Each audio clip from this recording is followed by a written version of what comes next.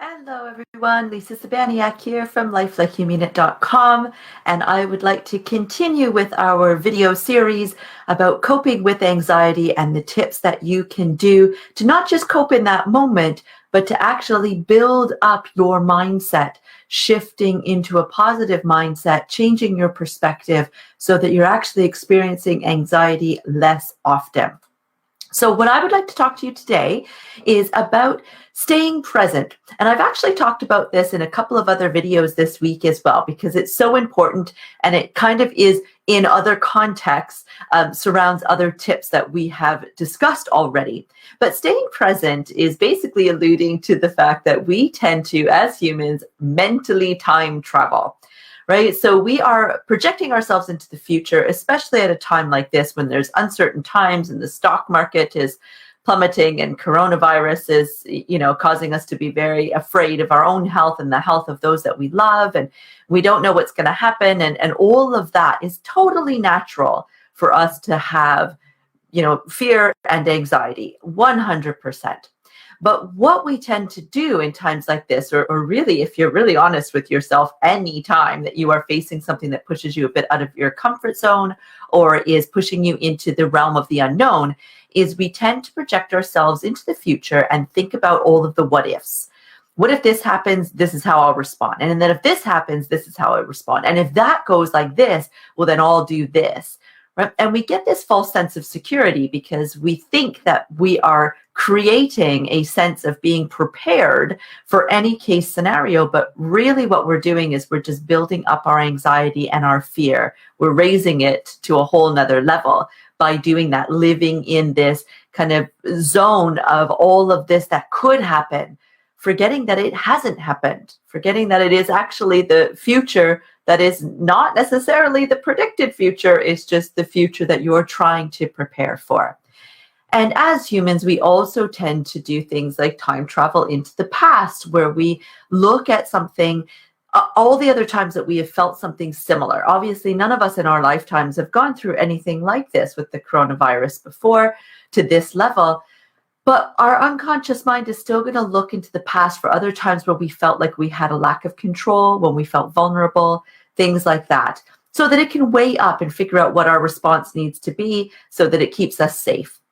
And I know that you know exactly what I'm talking about, because how often do you catch yourself mulling over a conversation that you've already had, or something that you've done that didn't work out the way that you wanted and you wish that it would have, right? And so you start to kind of daydream about, oh, if this happens again, this is how I would respond this time. And I wish that would have happened this way. Oh, could you imagine if that turned out this way?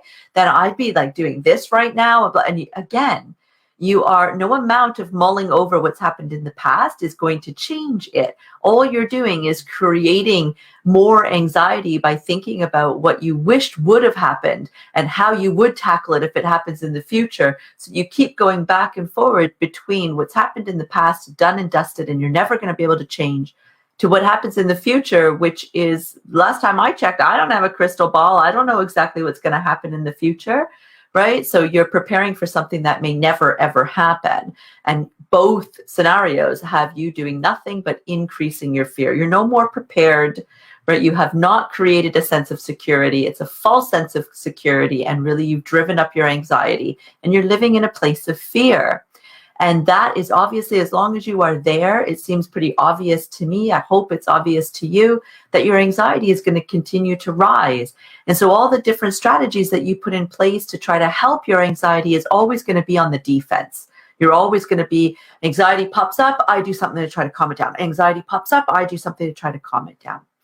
Whereas if we can start to shift the way that we are looking at things, shift our perspective, have a greater understanding for the things that we are doing, then we start to actually build in some really positive habits that actually shift our mentality, build on our mental health and our emotional well-being, and actually cause us to have much less anxiety, because we catch ourselves when we project ourselves into the future and we say, no, I'm going to come back here into the present. And we catch ourselves when we go back into the past and we start mulling over stuff we wish would have happened differently. And we say, no.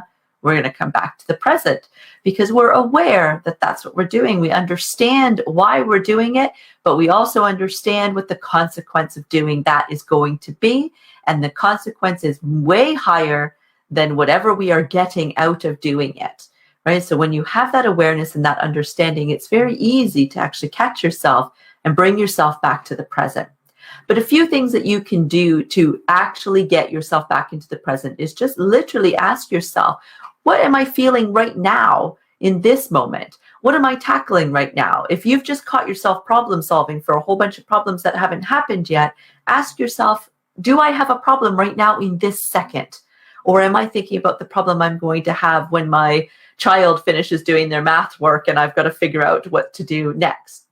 Right? Chances are most of the problems that you're trying to solve in your head are things that are not right now, this second. So bring yourself back to this moment, this second. And there's a really great strategy that a lot of anxiety coaches and psychotherapists and lots of life coaches and everybody has this kind of tool. You've probably seen it out on the internet quite a lot lately in particular, but it's the 5, 4, 3, 2, 1, right? Is coming up with, and it doesn't matter what order you do this in, so don't fret about it at all. It's initiating your 5 senses to bring you back into the present.